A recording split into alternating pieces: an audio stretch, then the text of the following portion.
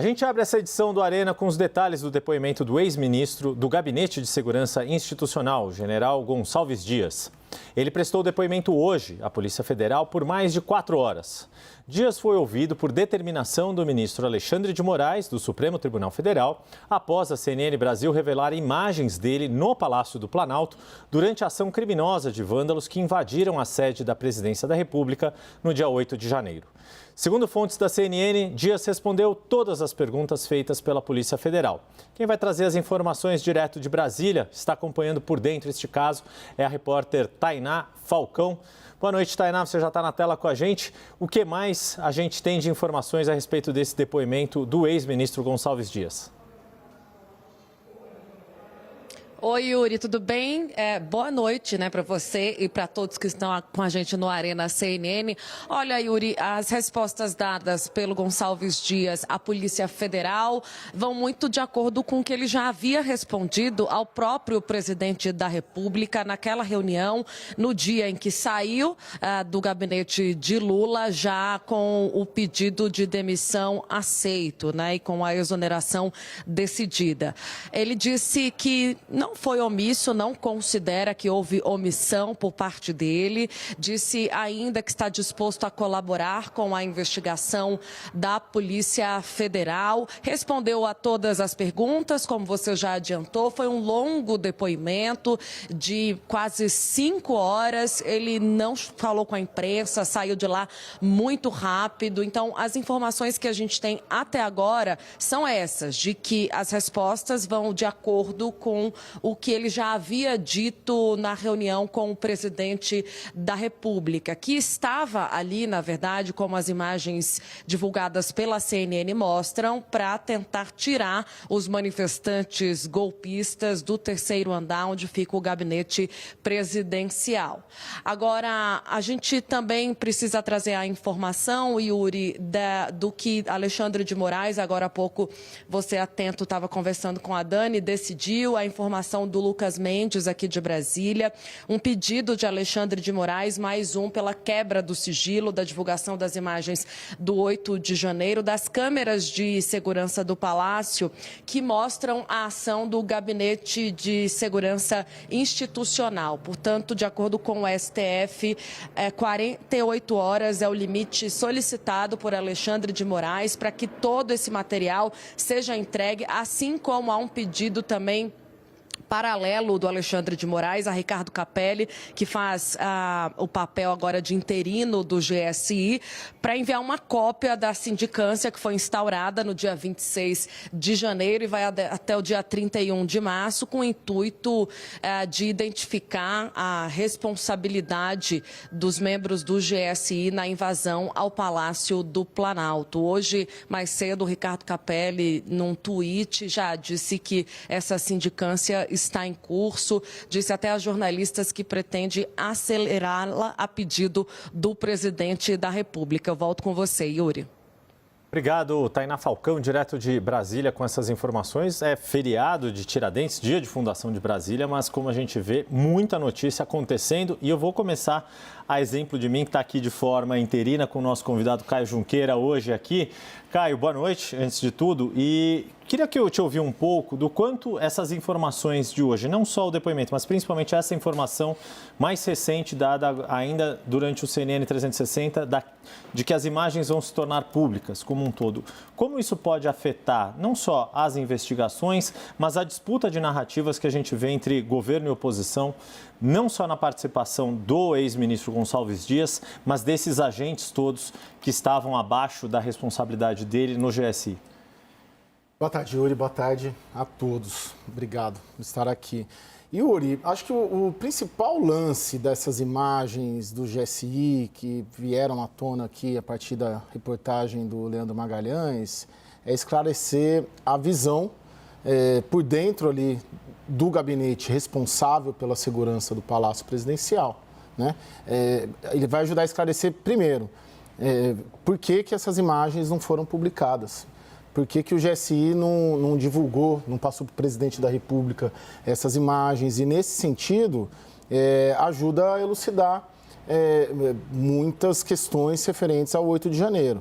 Porque até então, até hoje, nós temos muitas imagens, temos outras imagens internas, sim, de dentro do Palácio do Planalto, muitas imagens externas, ninguém entra aqui em teoria conspiratória, que era um lance de infiltrados e por aí vai, está todo mundo lá com a bandeira do Brasil, defendendo um candidato derrotado na eleição do ano passado, mas a principal questão colocada a partir da nossa reportagem, do Leandro Magalhães, até que ponto houve negligência, principalmente, por parte do órgão que era responsável por cuidar da segurança presidencial. Para mim, esse é o principal ponto, né? E venho, sempre que eu toco nesse assunto, eu coloco aqui o relatório da ABIN, nas 24 horas que antecederam ao 8 de janeiro, constam ali que os órgãos de governo e todos os órgãos de Estado foram informados do risco do que haveria no dia 8 de janeiro. Então, se os órgãos vinculados, pelo menos, ao governo atual, claro que o GDF, governo do Distrito Federal, tem muita parcela de responsabilidade, porque é o responsável por cuidar da segurança pública do Distrito Federal, mas se os órgãos do governo federal, do governo Lula, foram alertados pela sua agência de inteligência, a ABIN, em mais de um informe, por que não houve ali, pelo menos no que se refere ao Palácio Presidencial, uma medida protetiva mais efetiva? Raquel, antes de tudo, boa noite também para você aqui no Arena. Além dessa questão do depoimento do ex-ministro Gonçalves Dias, essas imagens agora vindo à tona. E aí, um pouco enquanto o Caio falava aqui, você disse que tem informação, tem apuração sobre isso, então já compartilha para a gente enriquecer essa nossa primeira rodada de debate aqui. Não, Yuri, porque assim, a gente fica se questionando, né, por que o ministro Alexandre de Moraes colocou isso a público. E aí estava consultando advogados, tentando entender. E assim, vai facilitar muito, embora eles, as autoridades, já tenham acesso a essas imagens, mas você eventualmente fazer um indiciamento, aqui as fontes estavam me explicando, dos militares que eventualmente apareçam nessas imagens. Como já tem bastante tempo dos fatos, foi em 8 de janeiro, a transparência ela já não prejudica mais as investigações, certo? Então, é muito importante, é relevante que todo mundo tenha acesso agora a essas imagens. Então, a imprensa inteira vai ter acesso a essas imagens, a sociedade civil, parlamentares, todas as autoridades, o Ministério Público, que ainda não teve acesso a essas imagens, já repeti isso aqui algumas vezes, a Procuradoria-Geral da República estava pedindo acesso e não estava obtendo. Então, com essa decisão do ministro Alexandre, tomada, alguns podem dizer até tardiamente, acho que o Estadão hoje publica uma série de pedidos de acesso à informação para essas imagens que foram negadas repetidas vezes pelo GSI, mas com essa decisão, com isso se tornando público para toda a sociedade, vai ficar mais claro para todo mundo o que aconteceu ali e, eventualmente, você poder responsabilizar todos os envolvidos. Janaína, boa noite. Seguindo aqui no nosso curso aqui da nossa Arena. Me chama a atenção, eu estava lendo inclusive a notícia que está no site da CNN e olhando aqui é a nossa manchete, né? Obviamente, por ser a notícia mais recente. Num dos trechos aqui destacado pelo nosso repórter Lucas Mendes, ele fala: Moraes determinou o envio ao STF em até 48 horas de, abre aspas, todo o material existente.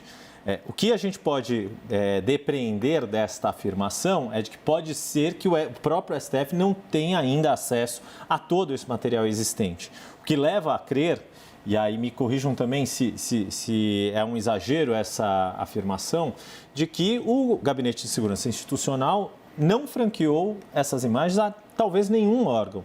E o governo tem dito muito isso, que nem o próprio presidente da República teve acesso a todo o acervo. Para se pensar que o GSI, neste momento, até o 8 de janeiro e pós 8 de janeiro, na repercussão dessas investigações, estava atuando quase como um gabinete paralelo ao próprio governo? Bom, a sua avaliação me parece muito correta. Não só a decisão de hoje do ministro, mas quando o ministro também determina a própria oitiva do ex-ministro, o general Dias, ele deixa claro que foi em virtude das imagens que vieram a público, indicando que o Supremo Tribunal Federal não teria recebido essas imagens, o que já faz nascer uma primeira contradição, porque quando a CNN fez a reportagem, o GSI publicou uma nota oficial dizendo que teria mandado as imagens para todas as autoridades competentes. Então, uma das primeiras perguntas que eu creio que a Polícia Federal deve ter feito ao general: quais autoridades competentes, afinal, receberam essas imagens? Porque esse é um ponto importante da investigação. O ministro Alexandre acerta ao tornar públicas as imagens e entendo que deveria tornar públicos também os depoimentos, porque não se trata de temas que carecem de sigilo. O sigilo ele se justifica quando vai ter algum tipo de busca e apreensão, quando tem documentos fiscais, documentos financeiros. Uma investigação de interesse público como esta, a meu sentir, deve ocorrer de forma pública e irrestrita. Agora, também é preciso compreender quem foi que determinou lá atrás o sigilo sobre essas imagens e como a Presidência da República explica a manutenção do sigilo com o argumento agora sustentado de que o general Dias teria dito ao presidente da República que os vídeos não existiam. Como é que o governo decretou sigilo sobre vídeos que agora alega que achava inexistentes? Então, eu não vejo que, de plano, nós possamos interpretar que o GSI funcionava ali como um gabinete paralelo. Nós temos que entender por que foi que o governo demorou tanto para afastar alguém que estava negando acesso a materiais que sabidamente existiam, porque sobre estes materiais foi decretado sigilo. Penso que o ministro Alexandre tem acertado e gostaria, como cidadã, que desse acesso a todos nós a esses depoimentos. Só acrescentar o que a Janaína está falando, é muito difícil a gente sustentar essa questão do gabinete paralelo, né? O Gonçalves Dias era ministro do governo Lula, sim, ligado ao presidente Lula há mais de 20 anos, subordinado diretamente a ele e respondia às ordens do presidente. Assim, não tem como dissociar. O presidente Lula pode dizer que foi surpreendido, que não conhecia todas as imagens, mas essa tese de que ele foi traído pelo ministro da sua confiança, ela é um pouquinho complicada e difícil de sustentar. Vamos jogar essa bola para você. Hélio Beltrão está à distância hoje. Boa noite também, meu amigo.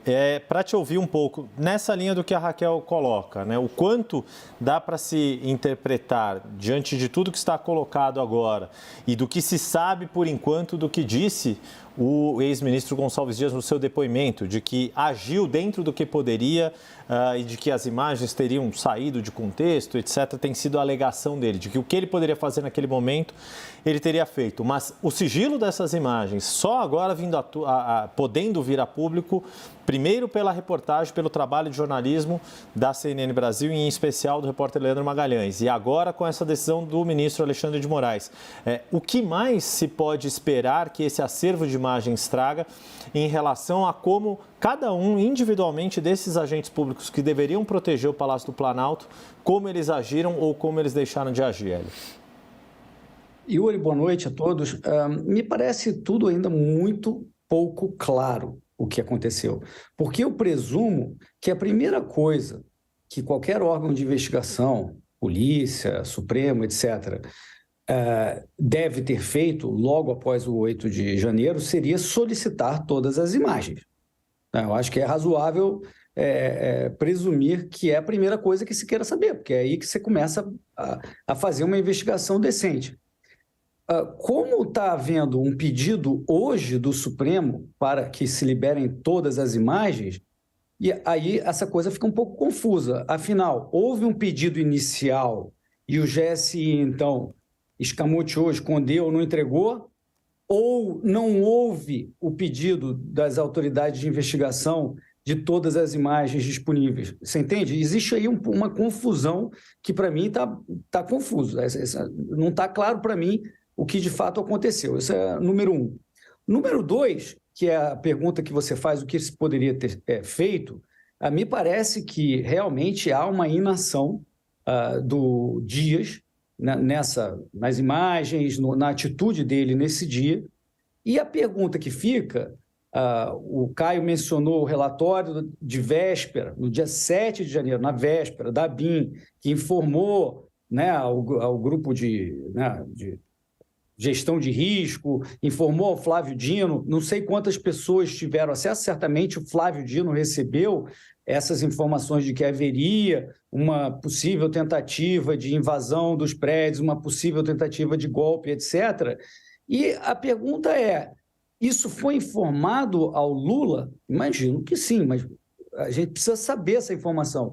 E o Gonçalves Dias sabia dessa informação? Essa é a outra pergunta.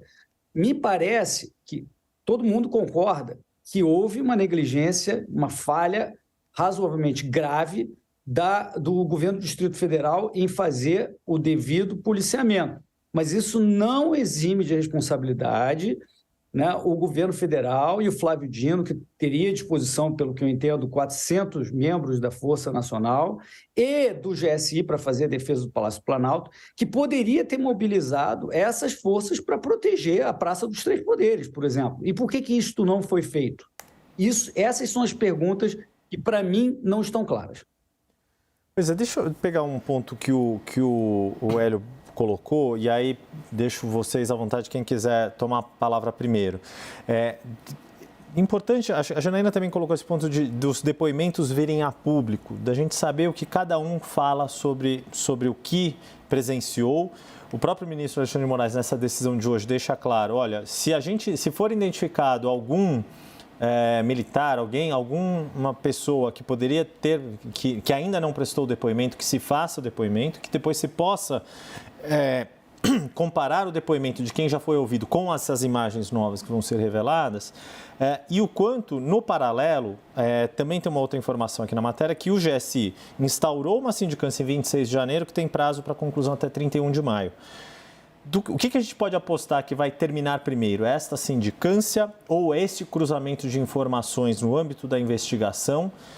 E como uma pode alimentar a outra? No seguinte sentido que eu quero colocar. Como essas duas, essa sindicância do GSI também pode esclarecer o quanto o papel de G. Dias, enquanto ministro até anteontem, ainda que nas imagens ele tenha aparecido ali sem tomar nenhuma atitude de autoridade, mas procurou fazer de forma, não digo escamoteada, mas de uma forma mais reservada essa limpeza, entre aspas, que tanto o governo diz que cobra que seja feita no Gabinete de Segurança Institucional. Quer começar? Raquel, Caio, tirem para o ímpar. Yuri, eu tenho a sensação... Eu sei que é muito mais de impressão do que apuração propriamente dita. É uma impressão de análise política, né? Essa sindicância, ela é uma resposta política, né? Porque o Ricardo Capelli era o secretário executivo, né? Ainda né? Do ministro Flávio Dino. Ele está virando o grande bombeiro do governo, na verdade, né? Foi lá para a intervenção na segurança. Nas suas declarações públicas, está isentando o general Gonçalves Dias de qualquer responsabilidade. Então, ele está totalmente alinhado ao governo. Então, essa sindicância, ela é uma resposta pública ao vazamento das imagens. Mas ele coloca que a sindicância foi aberta ainda em janeiro, dia 26 de janeiro. Anterior. Quer dizer, foi uma determinação do então ministro Gonçalves Dias. Né? É que assim, essa é uma apuração administrativa. A apuração penal e a administrativa, elas são necessariamente independentes. Sim. Mas é de bom tom, é até aconselhável que a investigação criminal aguarde a administrativa. Né? Existem até várias teses dizendo que, apesar da independência das esferas, né, existe alguma ligação. E vamos imaginar que chegue para o ministro Alexandre uma investigação administrativa, uma sindicância vazia. Também pode ser um indício de que eles alegaram que estavam apurando para justificar o tal do sigilo, para, na verdade, né, obstruir, vamos dizer assim, a própria investigação real. Então, é óbvio que o ministro Alexandre vai decidir conforme o que ele sabe muito mais do que todos nós. Mas eu aguardaria o resultado da sindicância para depois finalizar a investigação criminal. Quer concluir, Raquel? Desculpa. Não, porque o ponto que eu acho que assim, é muito complicado um órgão é evidente que tem que ser feita uma sindicância interna, mas eu acho que o olhar externo ele é importantíssimo, porque o que eu estava tentando mencionar é, você tem uma resposta pública a uma situação, as coisas estão obviamente ligadas, é muito difícil você confiar na completa isenção dessa sindicância. Então, acho que tem que ter um olhar externo sobre essa sindicância, porque existe muito essa visão dentro do governo, que eu acho que ela tem um pouco de motivo de ser, de que o GSI estava contaminado, de que tem muita gente lá que veio do general Heleno, que você precisa expurgar essas pessoas, já tinha sido um monte de gente demitida, etc, etc. Mas o governo já está em abril, você já tinha muito tempo com o GSI debaixo desse guarda-chuva do novo governo. Então, me incomoda um pouco essa tentativa que está sendo feita, muito evidente em todas as posturas que estão sendo tomadas, de se desvencilhar dessa responsabilidade, como se tivesse uma célula externa tomando um monte de decisões dentro do GSI, a qual o ministro G. Dias e o próprio governo federal não tivessem nenhuma responsabilidade. Assim, não tem como funcionar assim. Já era um órgão de governo. Ainda? Diga, Carlos. Não, você ia colocar aqui a grande resposta política do governo para o 8 de janeiro, né? Quem está fazendo as conduções das investigações é o Ministério Público Federal, PGR, doutor Carlos Frederico, né, conduzindo. Agora, a resposta política foi nossos adversários que fizeram a quebradeira, a invasão, eles são os golpistas criminosos. E isso, as imagens, elas são bem claras, elas falam por si só. O grande lance dessa sindicância do GSI é ela ajudar a fragilizar essa conclusão política que se tem da responsabilidade da quebradeira. Porque o governo, desde o começo, ele aponta com muita assertividade 2 responsáveis. Anderson Torres, que é adversário do governo, e os militares, naquela ocasião, adversários do governo. Hoje, uma relação mais pacificada.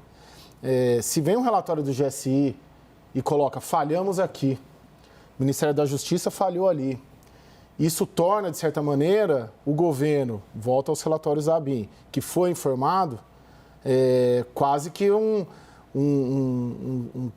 corresponsável pelo que aconteceu, né? Então, o relatório, a sindicância do GSI, a partir de um órgão de dentro do Palácio do Planalto, de dentro do governo, pode ajudar a fragilizar essa responsabilidade política que, desde 8 de janeiro, o governo imprime aos adversários do regime.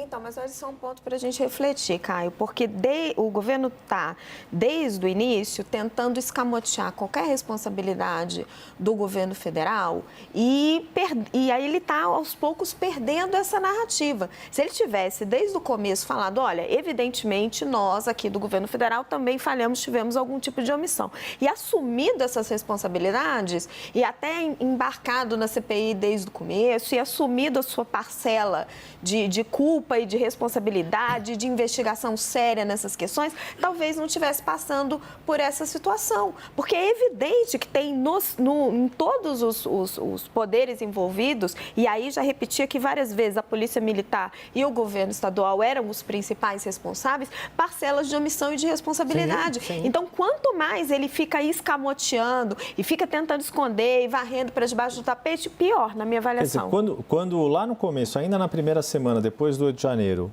o próprio Lula fala, alguém abriu a porta do Palácio do Planalto, implicitamente está se referindo a pessoas do governo federal. Mas é pouco, é isso. Na sua avaliação, isso é insuficiente para ser essa visão de que há um reconhecimento de que algo deu errado dentro do governo, mas que não é uma decisão política do governo ter deixado de se a terra investigar, errada. Não de ter deixado errar, mas de se investigar. Mas essa sindicância é pouco, não é o suficiente. Teria que abrir mais essa investigação. Exatamente, mas de se incluir nessa investigação. Então, assim, por que trabalhar contra a CPI? parece, você dá margem de que você está escondendo algo. Você dá margem para essa narrativa. Acho que esse é o Por que ponto não liberar o sigilo das imagens? Você dá margem para a narrativa de que você está escondendo algo. Por que, desde o começo, não abrir a sindicância e falar, olha, será que o general Gonçalves Dias foi omisso? Aí, quando as imagens vêm à tona, você tem que demitir o seu ministro. Se você estivesse investigando a responsabilidade do GSI a sério, não com uma sindicância que está ali escondida, com imagens que estão com sigilo de 5 anos e etc., você não estaria passando, do ponto de vista do governo, tá, gente? Estou falando de estratégia do governo, não é a minha, por esse constrangimento.